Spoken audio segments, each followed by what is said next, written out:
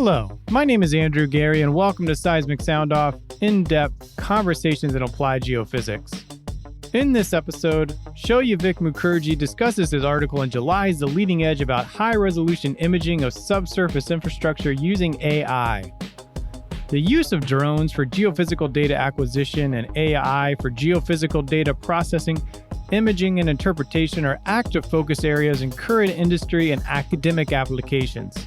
Unlocking their cumulative potential in single-focus applications can have a transformative impact, possibly leading to dramatic cost reductions in key use cases and new application areas for enhanced, actionable business intelligence. In this conversation, Souvik presents field study results from Texas and California that show the potential for imaging pipelines and other subsurface infrastructure using AI-based methods. He also highlights the similarities and differences between conventional least squares and machine learning-based inversions and how he achieved a 100-fold increase in efficiency. Whether exploring AI, machine learning, algorithms, or the latest geophysical technology, this conversation has something for everyone. And now my conversation with Souvik Mukherjee. So we're talking about an article that you published in July's The Leading Edge about high-resolution imaging of the subsurface infrastructure using AI. And part of this infrastructure you explore is the more than 3 billion miles of pipeline from oil, gas, water, electric utilities, and so forth that sit below our feet as we speak now. How do we currently monitor the safety of these billions of miles of infrastructure below our feet? Yeah, great question. Well, the two most commonly used methods are using inline inspection tools that contain either a magnetic flux leakage sensor or an ultrasonic sensor for pipes whose diameters are large enough to go into them. And usually these are somewhere between 8 to 12 inches and higher. Otherwise, you've got to just simply excavate and then apply some either visual or other non-destructive testing methods to see them. A funny name for these inline inspection tools is called pigging in the industry parlance. Yeah, speaking of non-destructive, is it possible to monitor the safety of that much pipeline using conventional geophysics? Yeah, you can see pipelines using conventional geophysical sensors, but there are two key obstacles. Firstly, you have to collect data at a high enough resolution over really long distances. So we're talking about collecting data at centimeters or inches, every few centimeters or inches, over distances ranging over several tens to hundreds of kilometers. And you've got to do this in a commercially feasible manner. Aircraft and helicopters can acquire data, but they're like way high above the ground to be sensitive to these small scale changes. On the other hand, handheld or other cart-borne or ground-borne devices are limited by either speed or maneuverability around cultural obstacles that are prevalent in oil fields and other high human activity settings where the pipeline safety is usually of paramount importance. The second obstacle is, of course, even if you do manage to collect some amount of decent quality data, you've got to process the data to then reconstruct the material properties of the pipe at an adequate resolution and confidence level to impact business decisions. And with the current geophysical imaging techniques that don't use AI, it's really difficult to get that kind of resolution out from those methods. So those are the key obstacles to doing this using conventional geophysics. Well, your paper combines two cutting-edge techniques, drones and artificial intelligence. And looking at AI first, what are some ways that geophysicists use AI for inversion, and how did you utilize it specifically for this paper? Yeah, so artificial intelligence in geophysical inversion is still a maturing field with the key areas of focus directed at either enhancing the results of conventional inversion or developing novel methods of teaching machines to develop their own relationships between the various simulated models of the Earth and their expected or predicted response, which would be recorded by geophysical sensors. And until recently, this approach was considered out of bounds for practically useful scales of data acquisition, and primarily because there was just not enough compute space to do this. But today, there are only a handful of papers published that have shown results utilizing fully three-dimensional models for training and imaging data. And in this paper, what we did was we utilized a combination of mathematical transforms of the simulated data and also made some changes to the underlying deep learning architecture that is commonly used in open source algorithms like Google's TensorFlow. And we found that these changes substantially reduce the compute intensive nature of training the system. And in addition, we've adopted a radically different approach to parallelizing the training process that is usually done on multiple GPUs. And when we combined all of these changes, we were pleasantly surprised to see over 100-fold improvement in training efficiency compared to what running TensorFlow on a single GPU would achieve. And if we compare it to commonly used parallel processing methods, then the improvement is at least a tenfold benefit. So yeah, we were able to deliver results in 2 days for this problem, which could take anywhere between weeks to several months to complete using conventional deep learning methods. Yeah, just to reiterate there, he said 100-fold increase as well as 2 days that take generally weeks or months. That's pretty major there. Why, now kind of looking at the drones, why is drone-based data acquisition particularly suited to exploring the subsurface infrastructure like these pipelines we're talking about? Well, drones are flexible in terms of how close to the geophysical target, like pipelines, they can fly to. They can fly like a meter above the ground. That's like 3 feet above ground, and pipelines are like 1 or 2 feet below ground. So that's like a 5 meters separation. And then they can cover very quickly large distances. So typically drones flies at somewhere between 5 meters to 15 meters per second and still acquire very high quality data. And at these really small centimeters to inches data acquisition interval. So this combination is particularly useful for collecting data over large swaths of buried infrastructure like pipelines. And a less realized benefit, of course, is the ability to acquire data in hazardous scenarios. Like think about leaks and spills, and worse, you can acquire data in those settings using drones without significant human exposure. So all of these things really make drones a go-to device for collecting geophysical data in these settings. What made the two sites that you explored for your field study appealing to you in this study? So both of these sites, we acquired data in a site in Texas and in California. And both of these sites had no known commercial sensitivity for data acquisition, processing, or publication. So that was appealing to us.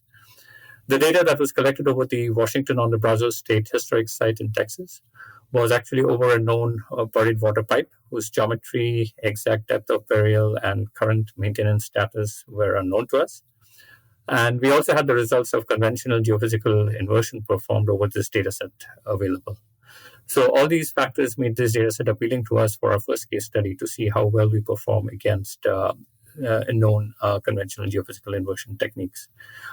And then for the second study, that was actually a drone dataset over a private ranch to the north of Hollister in California. This was like a very challenging data set because the flight height varied from like 10 or 6 feet above ground to 40 feet above ground. And in the vicinity of the pipeline, the flight height varied from 20 to 25 feet above ground level compared to 3 feet above ground data that was acquired in the Texas site. And moreover, the current ranch owners had no knowledge of pipes or any other metallic infrastructure buried on their property. And the acquired data sets and its associated inversion requirements were like an 18-fold scale up in computational size compared to what we did in Texas. So all of these complexities made this data set really challenging and attractive to us, and really allowed us to test the limits of how far we could scale up our AI-based inversion methods in order to make it commercially viable. So that made inverting the data on the second site appealing to us. Yeah, you like a good challenge, it sounds like there. What were the results of your exploration of these two field study sites, as you mentioned, in Texas and in California? At a very high level, at the Washington on the Brazos State site, we found that the machine learning-based inversion was able to resolve the top of the water pipe within a half-meter uncertainty. compared to 3-meter uncertainty, roughly locating the pipe-like structure using conventional inversion. In addition, we also observed a lot of internal material property variation that was revealed in the machine learning-based inversion that not only supported the observed geophysical data, but also confirmed well with the location of a spigot or tap that was exposed on the surface that was not known to us at the time of the inversion. So that was really exciting that our results were able to pick up small-scale magnetic property variations and at that level of detail. And then these findings really encouraged us then to take on the interpretation of this significantly more complex and challenging data set at Hollister. And there we found that even if the drone was flying at a variable flight height, 20-25 feet above ground, we were able to resolve multiple pipe-like structures. Also that the final image that we found that it could explain the residual geophysical data with a median fit of about 87.5% or a 12.5% misfit. And this was a dramatic drop from the 44% misfit that we had in the pre-inversion model. And yes, this was a finding for which I would like to credit our associate editor, Chet Weiss, and the anonymous reviewers for nudging us to do that work. We hadn't thought of doing it. And it, of course, highlights the benefits of the peer-reviewed process during publication of these really cutting-edge, groundbreaking technology. That's pretty unique there. Looking at two kind of different types of inversion, what are some similarities and differences between conventional least squares inversion and machine learning-based inversion? Well, yeah, at a very high level, the conventional inversion as well as machine learning tend to leverage what is known as minimizing the Tikhonov parametric function to solve the problem. The key differences, in my opinion, are twofold. Conventional inversion, first of all, seeks to minimize the differences between the observed geophysical data and the predicted geophysical data from a given subsurface model. While, on the other hand, machine learning inversion seeks to minimize the difference between a set of synthetically generated models and the models predicted by updating the weights that are assigned to the machine learning architecture that takes geophysical data as input. So one method seeks to minimize the data differences, the other seeks to minimize model differences. And then secondly, there are in conventional geophysical inversion, there are some very strict mathematical constraints that need to be imposed on what models can be used to predict data. And for machine learning based inversion, it is not necessary to impose such constraints. And it's especially the second difference, in my opinion, enables machine learning based inversions to provide a more effective solutions in settings where we need to capture changes in material property distributions at very different scales, such as we are capturing the sharp contrast between buried pipes or cased wells, for example, and the surrounding relatively smoothly varying geology. And at the same time, if there are changes in material property in the pipe due to, let's say, breach in integrity or leaks or spills, etc., those can be captured as well.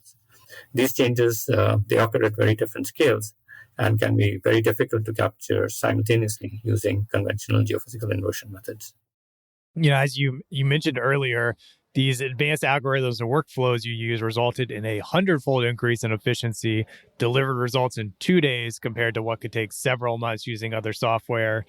Did you think that this type of efficiency in your results was possible? Oh, well, yeah. So our results today are definitely the results are because of some very effective cross-pollination of ideas between not only just between this group of co-authors, but I'd also like to acknowledge some of the pioneering work done by people like Vladimir Puzarev and Daniel Colombo and others in recent years, which kind of provided us with the confidence that if they were able to make generic open source algorithms work for difficult geophysical inversions, and they got some pretty interesting improvements, we felt that we should be able to squeeze out some efficiencies by customizing these conventional algorithms to more specifically target the problems we wish to solve. So yes, we did expect the sharp improvements in efficiency. The 100-fold improvement, that was a very pleasant surprise. Are there other use cases for the techniques presented in this paper? Yes, so the broad category of exploration geophysical techniques using a variety of sensors like gravity, magnetics, electromagnetics, and seismic. While they're varied in nature, they can be understood mathematically as physical manifestations of the Green's theorem, or applied to a specific class of partial differential equations, or PDEs for short. And our approach has been designed to take advantage of some of these special properties that are possessed by this class of problems. So yes, we do intend to extend our work as opportunities permit to all these other geophysical techniques, and also extend to the realm of medical imaging, non-destructive testing, and other applications which utilize these Green's theorem and the associated PDEs. What do you see as a few areas of potential development for the future of this work? One of the first things that we hope to have is to generate some interest in doing actual excavation and other forms of ground truth to calibrate the current capabilities of the method in practical settings. We are in discussions with a few entities and also actively inviting partners to help ground truth some of our results. And once that is done, we expect to move into a direction simultaneously. Number one would be to identify the potential blind spots of our technology and its root causes, so mitigation measures can be designed. And the second, of course, because it's machine learning, it should be relatively easy once we feel good about the level of confidence in our results, to automate and semi-automate as much of the workflow as possible so as to generate these results in near real time for many practical geophysical exploration problems. And beyond this, we will continue to explore opportunities to perform proof of concept and calibration field trials to develop investor and end user confidence in and acceptance of the new technology. So those are some of the areas where we'll be focused in the near future. A lot of exciting ways to take this work in the future that I'm sure have you very excited. And, kind of similar to that, did some new questions pop up along the way that you discovered after completing this paper? Yes, so a key realization was that a majority of the open source machine learning training algorithms were not really developed keeping geophysical inversions as a potential use case in mind. So customization of machine learning algorithms for solving these kind of underdetermined inverse problems can, in my view, become a very fruitful area of research in the near future, and will likely impact disciplines outside of geophysics, like we talked about. And the other related aspect to this is the overall nature of scientific machine learning, which is of a very rapidly evolving field. Because if you look at a lot of the current discussions on how machine learning algorithms are evolving in the various public discussion forums, they're typically obsessed with industrial problems of large data sets that may have little or no causal relationships, and then how to mitigate and filter data so usable relationships can be found.